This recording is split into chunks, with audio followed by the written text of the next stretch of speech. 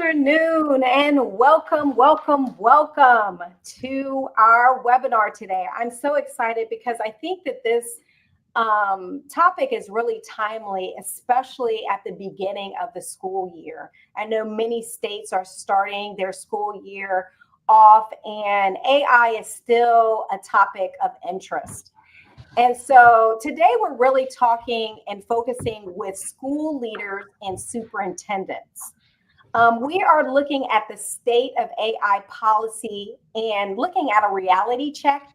Is your district flying blind? So we are going to talk about a couple of things as we go through this topic. We really want to look at what our state's official AI guidance, how to measure your district's aligned to policy, and immediate steps you can take to reduce risk and support innovation in your district. But before we start that, I do want to make sure that we introduce ourselves. I am hosting today, and I'm Jennifer Dunn, the CEO of Bunifu. We partner many times with districts as well as schools and charter schools to help support them around their AI policy.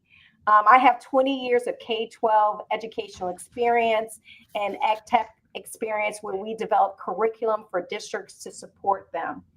I'm also excited because I'm joined with our real expert, our AI engineer. I think he's been on several webinars with us, but Devaney Day is, I'd like for him to introduce himself, and he has supported us throughout this AI journey. Devaney? Thank you, Jennifer, and good morning to everyone listening. My name is Devaney Day. I'm a CTO of NS Lab. In NS Lab, we focus on an AI engineering and AI strategy. We delve into compliance, risk management. Our expertise is in data governance. We help organizations implement AI, safety, responsibility. We work with organization, government, and businesses to ensure that the AI adoption grows. It stays aligned with policy and is secure and also ethical. And I've been an engineer for almost 25 years. I've been doing AI from machine learning since 2016. We know the in and out of AI. So we work with Jennifer team Bunifu all the time to support them in the AI journey. Thank you. Thank you, Devaney. So what we're going to cover today, this looks like a lot. We're essentially only going to be presenting for about 20 minutes, but this topic probably could go on and on and on, especially when you're talking about how to create policy and guidance around AI or Gen AI. So first of all, we're really going to talk about a policy map that I think is really helpful for superintendents and school leaders. And then we're going to walk through some scenarios of what districts have challenges with. And we're going to talk about best practices, what you can do. And sometimes this is not always cut and dry. Sometimes there's gray areas when you're trying to make decisions, especially at the district level. And so Devaney brings a wealth of expertise because he not only works with school districts, but he works with organizations as well that are using AI. And he also is developing AI. So I'm excited because I really think that this is going to inform, at least start for some districts who are really at the infancy level of creating their AI policy and guidance. So I do want to share my screen. So this is a map. And this is a map. It's actually an interactive map. And I'm going to share it. It shares different states and where they are in their AI journey. Right now, I mean, it's growing. About 25 states have either what is called a policy or some type of guidance. And so we're going to talk about the difference between what is policy and what is guidance. So some may have a guidance, which is just a framework, and some have mandates. This is what you have to do. And these are usually issued by the Department of Education from the state level. So it's really important as a superintendent or as a school leader that you understand what are the policies and mandates by the state so you can try to align your mission and your vision to those. So I'm going to go ahead. Let's see if I can share this screen here so you can actually go to this on your own at some later date. So you should be able to see state AI guidance for K-12. So right now, actually, it's gone up. It looks like 28 states in Puerto Rico have official guidance or policy using AI in K-12 schools. So this organization has come together and have created this interactive map. And as you can see in the light green here, they have AI guidance. And other states may have no state level guidance at all. But if you scroll down, I'm actually going to look at California. Let me go back up. California, right here. So California has guidance, and it has mandates in their policies and practices. And so it is saying, hey, we want specific things in education, whether it's data privacy or ethical considerations. There's also recommendations for implementation strategies. And they even, what I think is so great on this website, they even give you for each of the state what they have issued. And it's good to use, okay, this is in September 2023, but they have come up with some type of policy, and you should know what your state policy is so you can make sure as you're drafting your blueprint or your 5-year strategy plan that aligns to how you're going to implement some of these mandates and guidance. And then how are you going to do something that is customized for your particular district? So we're not going to go through all of these, but I do want to say that many of them have, many of the 26, they have downloads where you can see, and this is just another one. Washington State also has some good ones where they use policy as well around ethical, safe use policies of AI that you should be able to utilize as you're creating your own policies and practices. So I'm going to go back to our PowerPoint presentation and stop sharing. Let's see. Can we go back here? There we go. Did a good job. All right. So really quickly, I do want to emphasize there are policy gaps where states are they're not given any directive. And so what do you do? It really leaves districts, flying blind. So how we set up this webinar, which I think is really, really great, is that we wanted to make it case studies. So you really can, see what is happening. And these are case studies that could happen. Right now they're fictitious because we don't want to use real examples, but these are real things that are happening in states. So the first case study we're going to talk about is guidance versus mandate policies. Now, this one is just about a mid-sized district, which is in Virginia. The state guidance, so they have a state guidance recommending staff training on AI, but there's no reinforcement whether this should happen. The superintendent wonders if investing in professional development is optional or necessary. Should the district treat the guidance as a policy now or wait for the mandate? So I know, Devina, you have worked with institutions and who may have guidance or frameworks. And I really want to ask you, should the district treat this as a policy or wait for mandates? Thank you, Jennifer. From a technical perspective, waiting create a significant risk.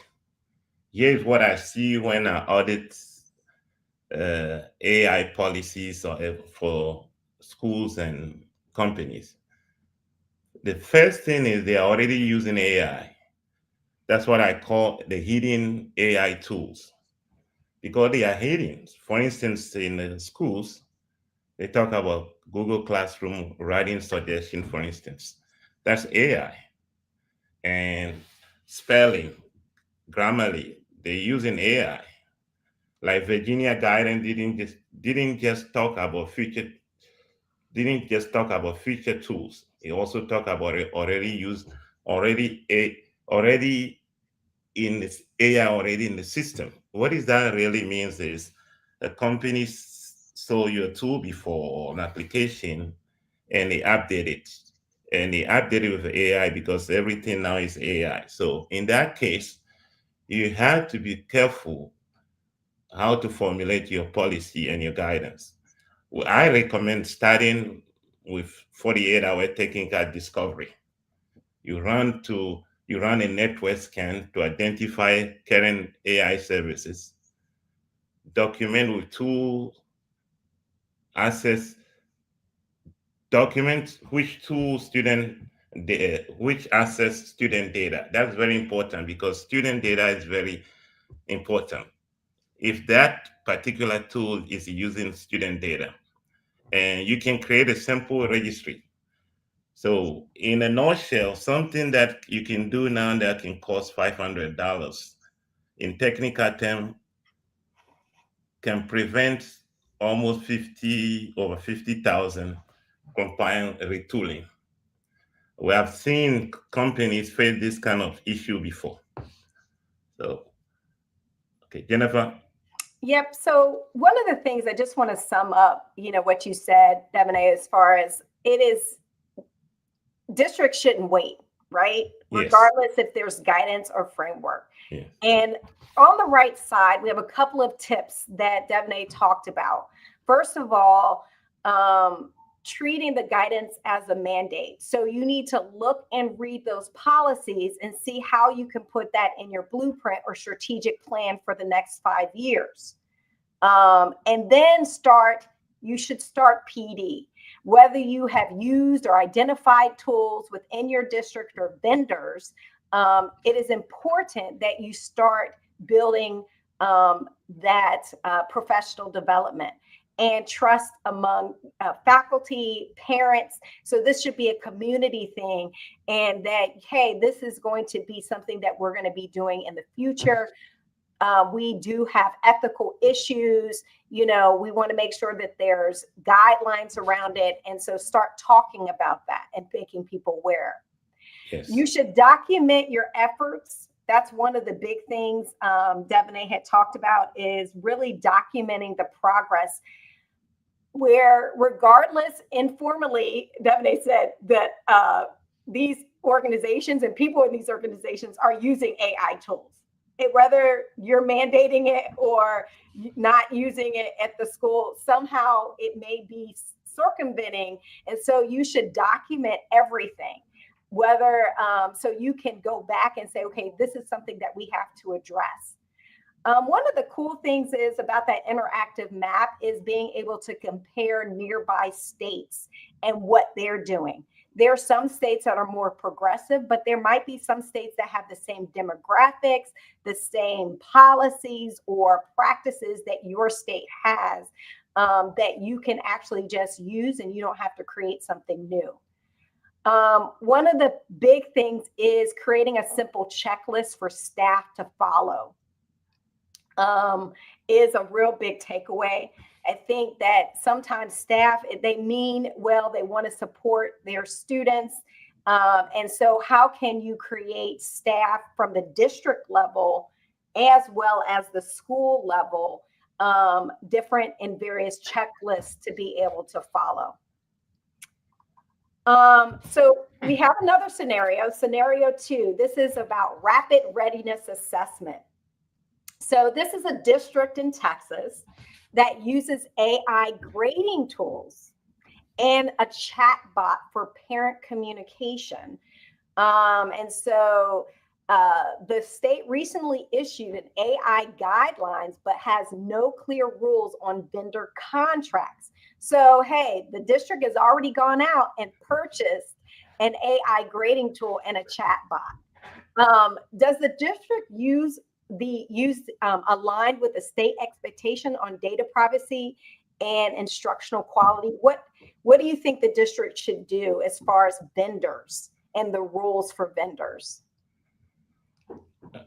Jennifer, this is where technical due diligence become critical.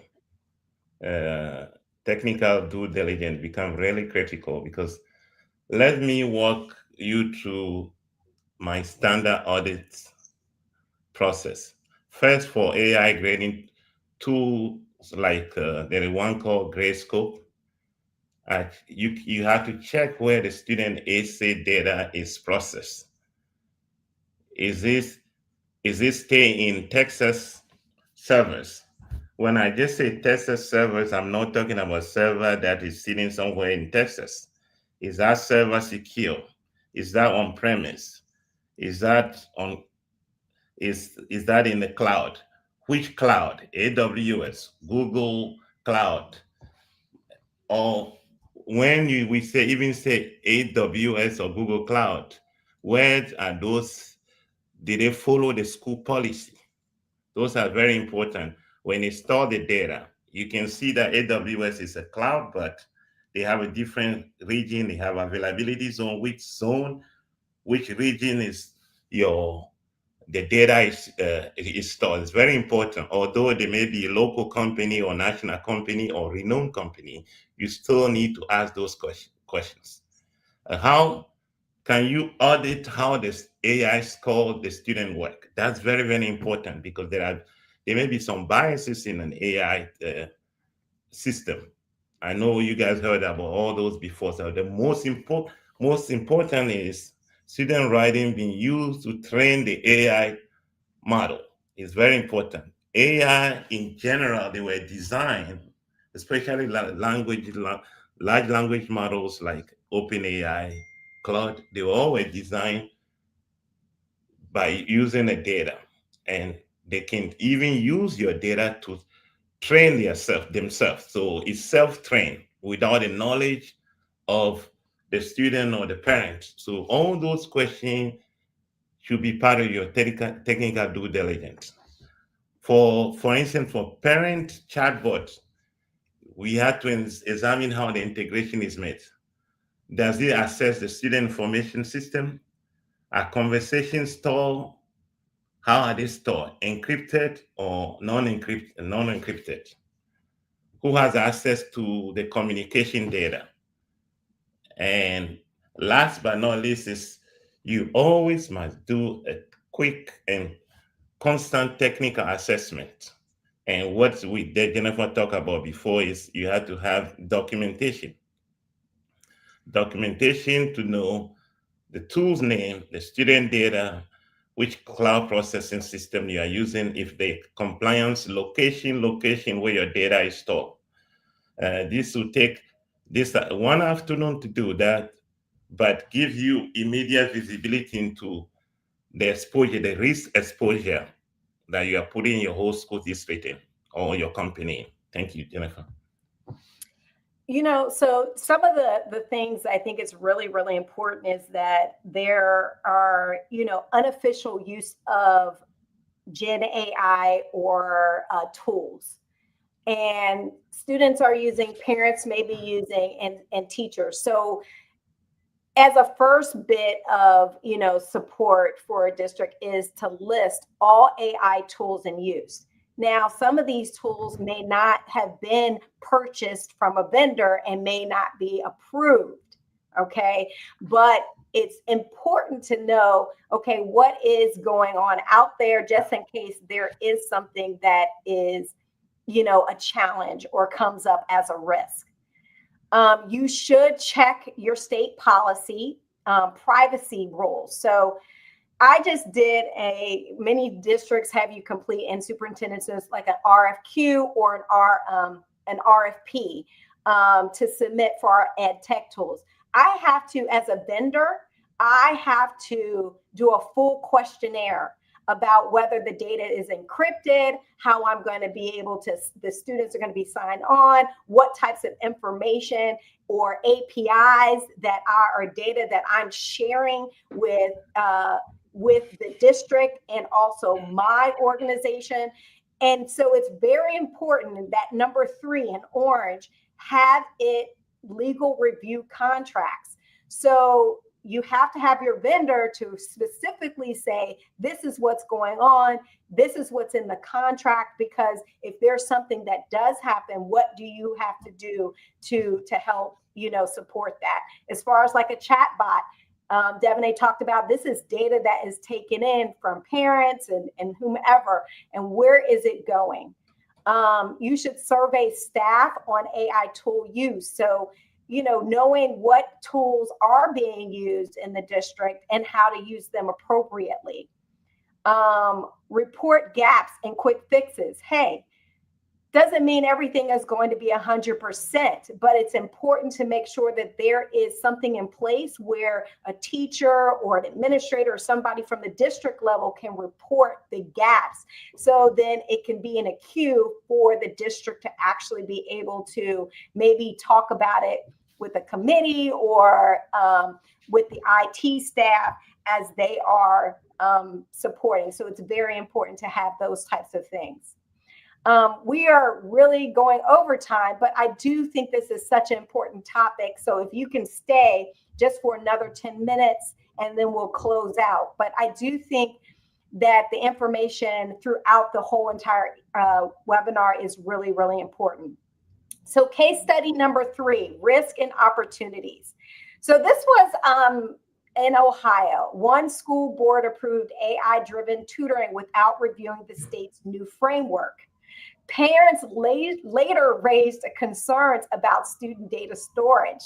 This was a compliance violation. So what should leaders do if something like this happens? Well, this scenario shows what happened without technical oversight. And the AI tutorial, there are a lot of them around. There's something like Carnegie Learning and Khan Academy. They were collecting detailed learning analytic. They use that to do the analytic, even run answers to help the student do better next time on the next retake, time spent, all that they use, or even sometimes emotional engagement, the pattern, how the student is taking the test. So without proper data agreement, this creates a massive compliance exposure. Here's my immediate technical response plan I will do is I will implement network monitoring to see exactly what student data is leaving your service. Or secondly, require that the vendor provide an algorithm transparency report. That is very important. All this we are talking about is all have to be on the algorithm that they are using. How the AI make recommendation about the student learning. You have to know all that. So the opportunity here is that once you have this technical infrastructure in place, you'll be positioned to safely leverage AI for genuine educational innovation while maintaining parental trust. So again, this is the issue here in this scenario have to do with no technical oversight. Thank you, Jennifer. Devonay, one of the things that we talked about is even though districts, especially large districts, but some small schools or small networks of charter schools may not have the staff. And how do what you talked a little bit, I know when we've been talking about this topic is about getting the right staff. Mm-hmm. Because you're talking about a lot of technical jargon and AI. If you have a technical person, but do they know everything about AI compliance and all of that? Yeah, there's one thing very important here. AI is the technology that the entry level is the bar is so low.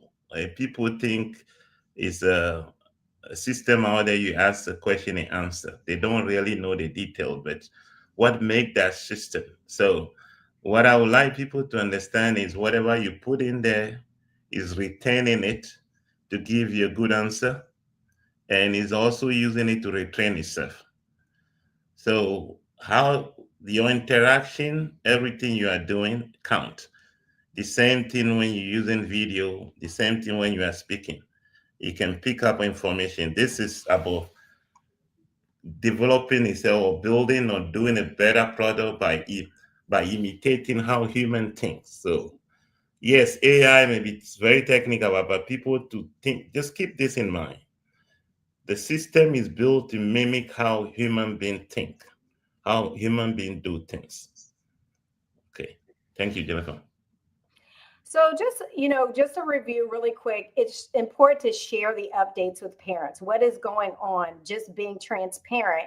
Form a small AI task force if you don't already have something, saying this is how we're going to react to this, non-compliance violation. It's important that not only teachers have a checklist, uh, principals have checklists, but your procurement staff should have a checklist as they're looking at vendors and audits for student data protection as you're working with various AI vendors or Gen AI vendors. Just many times, okay, we've talked about a lot. And so I really wanted to make sure that you have something, hey, on Monday morning, what action Yes. steps do I need to take tomorrow? The first thing is go to that map, identify your state stance. Run and even that's just a map that is a national map, but you may want to go to your state department of education and see what policies, guidelines, and mandates that they have, so you know how to align your district policy. Run the readiness checklist. So is your district really ready, and how do you assess that? Brief your cabinet or board on AI compliance. So as they're making, because sometimes they're the ones who hold the purse strings, they're the ones who need to understand as they're reviewing different vendors, what is compliant and what is not, and ask those questions. Begin documenting AI tool usage, vendor agreements, and then reach out for support. Devanay and I are here to support districts and networks, smaller organizations that may need support in how they should align to policies and practices and mandates around Gen AI and AI.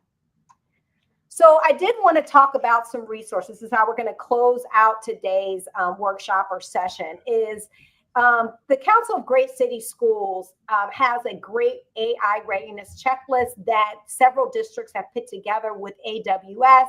And it's a Gen AI checklist. It goes over from leadership readiness all the way to data readiness, technical readiness, security, legal risk, and policies. And then also there is another organization that puts out a maturity readiness assessment that is really helpful, called the K-12 Gen AI Maturity Readiness. It's electronic, and AWS puts this out. And so it can pinpoint specific areas of requirement, further attention for your district.